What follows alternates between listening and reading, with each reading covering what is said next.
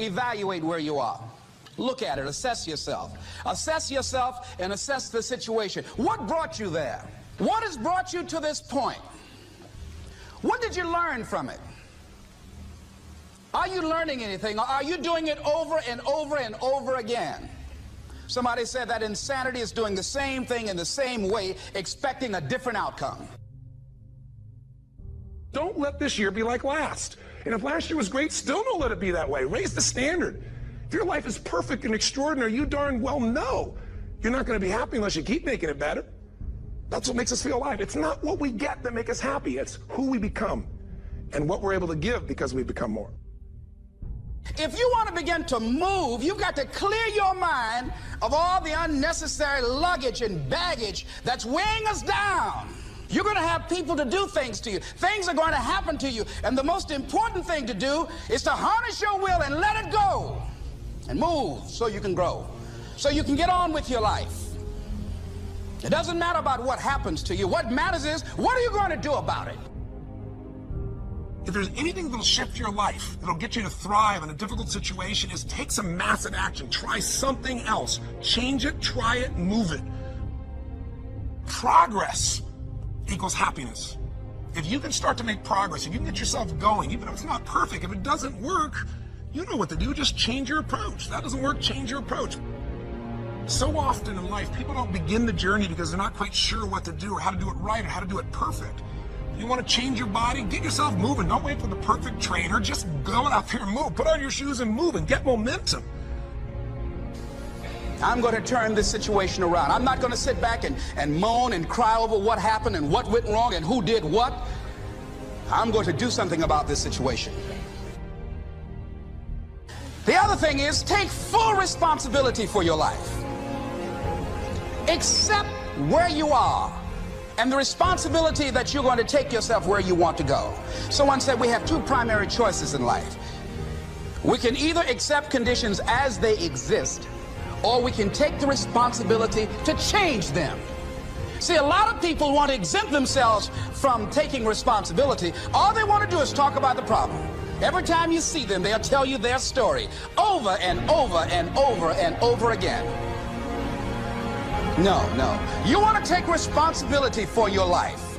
I got me here, I can get me out of this. And I'm getting out. I'm not going to be a volunteer victim. And so all you're looking for are new breakthroughs through practice and practice and practice. You'll get better and better and better. And there's still some things that will happen to you that will catch you on the blind side that you did not anticipate. You'll get knocked down, but you won't be knocked out. And so I say to you, it's possible you can live your dream if it's becoming a diamond, if it's having more, if it's achieving more, if it's being a better father, being a better mother, whatever it is, overcoming addiction, changing our society. It's possible you can live your dream.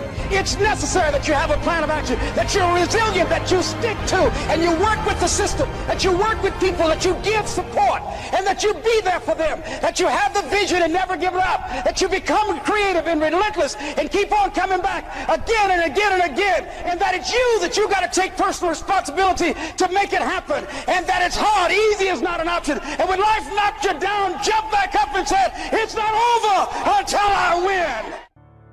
Avoid people and situations that upset you. See, there's some people that know just how to push your button. They know just what to say. But I'm not going to expend any energy arguing with anybody. Life is too short, ladies and gentlemen, and unpredictable. I don't want to spend my time arguing with anybody, so I avoid situations that will get me upset. I don't argue with people. Draw the line, ladies and gentlemen. There are certain things that we just go through life just taking, and at some point, you just got to draw the line and just say enough is enough. You got to do that with yourself. One negative stroke is 16 times more powerful than a positive stroke. And if you have people around you who are not sensitive to who you are, and the people that can hurt you the most, ladies and gentlemen, are the people that you love. That you love. They're the ones that you're vulnerable to. They're the ones that can get to you. And if they're insensitive, I don't care who they are. See, if you don't draw the line with people, if you just let them run rampant in your life, and you let things happen to you that you don't feel good about, if you continue to allow it to happen, you won't feel good about yourself. Your image of yourself will erode. So you've got to draw the line. Why do people just go to a job where they're miserable, day in and day out? Why do people stay together and they're miserable, sleeping in separate rooms, or arguing, or the only thing they have in common is paying the bills? Don't talk, don't communicate, don't share anything together. Day in and day out, as short and unpredictable that life is, being mean to each other. Why do people do that? Known hells are preferable to strange heavens because it's familiar. See, life is rough, ladies and gentlemen. It's rough, and it's scary. It's scary growing. It's scary taking a chance. It's scary acting on your intuition, on your guts. It's scary. It's frightening. There are people that's tolerating things right now, and they're immobilized by fear. They can see the hammer coming, and they're afraid to even move because it's scary. To go against the dominant thinking of your family, friends, and those people you associate with every day is perhaps the most difficult act of courage you will ever perform. See, when you start growing, when you start changing the way you walk, the way you talk, the way you act, the way you respond to things, the way you use your time, when you start saying, no, I can't do that. Why? You're too busy. You don't have the time. No, I have my own agenda. See, if people can put you on a guilt trip, they will. And use you and abuse you over and over and over again. You got to draw the line. You have to draw the line on them. Don't go through life feeling like you're powerless. Victims are people that are powerless. You're not powerless. You are powerful. You direct the power in your life. Whatever your life is right now, it is a duplication of your consciousness. It's a result of how you have decided to use your power. That's all it is. That's not who you are. That's just a perverted use of your power that you aren't satisfied with. And you've got the power to change that. Wherever you are, how, I don't know. But I know you've got the power to do that. But you don't know what has happened to me. It really doesn't matter what has happened to you.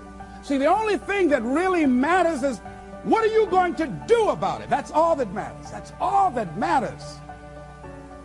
You can allow it to destroy you, or you can allow it to build you up. We never get to a level where we feel that there's nothing else for us to do, that we've achieved a certain number of goals and we figure that we're through. No, no. You don't want to stay there and celebrate too long like a lot of people do. They do something they consider outstanding. They go around talking about what they used to do. See, let me tell you, I used to do this and I used to do that. Excuse me, used to be's don't make no honey. What are you doing now? You're still here breathing. That means you've got some more to give. Doesn't matter how old you are, doesn't matter about where you are, doesn't matter about what you have, doesn't matter about what you've done. Life is about growing, it's about being productive, it's about stretching, it's about challenging yourself. So you start looking around and decide, hey, what else do I want to do? What got me here? It's a time for celebration, but also a time for reflection. What got me here? What worked? What did not work? What do I need to do to repeat so that I can get the same kind of results in other areas of my life? If the goal is to improve my health, if the goal is to improve my relationship, if the goal is to improve my income, if the goal is to improve something in society, what is it I need to do? Now, don't get confused with what you do with who you are. Don't trip. Don't go on some type of ego trip, talking about how bad you are. None of us do anything by ourselves. Develop an appreciation for external support as well as good fortune, because all of those things play a role. The other thing is, don't go overboard celebrating. You must meet with triumph and disaster and treat those two imposters just the same. You look at it, hey, I did it. I feel good about that. Now you're moving on to the next thing. Things did not work out the way you wanted them to work out. You didn't produce the results you wanted to produce. Hey, miss that. Win some, you lose some. Next, moving right on. Don't confuse who you are with what you do. Make your mind fertile ground for the seeds of opportunity. Think if you want to experience a sense of fulfillment, you've got to have an open mind so that ideas can come in there and take root and grow.